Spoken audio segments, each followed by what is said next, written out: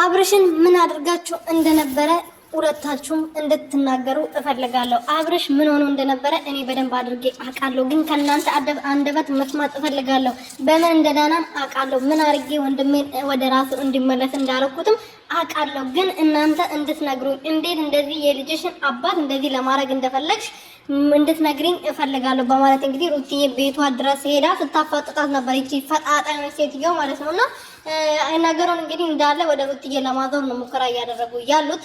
ሩቲ ግን ለምን እራሷን እንደማታጸዳ እራሷን ከዚህ ቆሻሻ ስራ እንደማታስወጣ እኔ አላቅም። ኤፋ እንግዲህ እኔና ሩቲ ያልደነገጥ ነው ብዙዎቻችሁ አብርሽ ወደ ራሱ ተመልሷል፣ አብርሽ ደህና ሆኗል ብላችሁ እየተደሰታችሁ እንደሆነ እናውቃለን።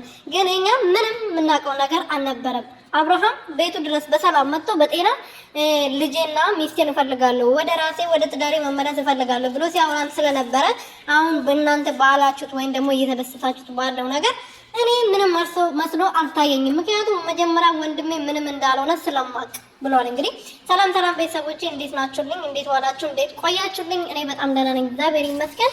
ለዚህ ቤት ለዚህ ቻናል አዲስ የሆናችሁ ሰብስክራይብ፣ ሼር፣ ላይክ ያደረጋችሁ ቤተሰብ ሆኑልኝ እኔ ወርቆች ማለት ነው።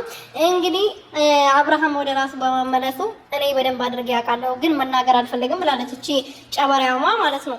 ትናገራለሽ ለምንድን ነው የማትናገሪው? በጣም ብዙ ኦዲየንሶች ብዙ ተመልካቾች በማተብ ስለቀለሽ በሃይማኖታችን ስለቀለሽ ብዙዎቻችን እንጠብቃለን መልሱ ማለት ነው። ምክንያቱም ማተቡ ላይ መተት ተደርጓል ብለሽ አስበሽ ስለነበረ ተናግረሽ ስለነበረ ለዚህ ደግሞ መልስ እንፈልጋለን። በምን እንደዳነ ቸርች ወስደሽው ነው ጸበል ወስደሽው ነው ሐኪም ቤት ወስደሽው ነው የሚለውን ነገር እኛ በደንብ አድርገን ማወቅ እንፈልጋለን። ገባሽ አይደለም? ስለዚህ እንድትናገሪ እንፈልጋለን።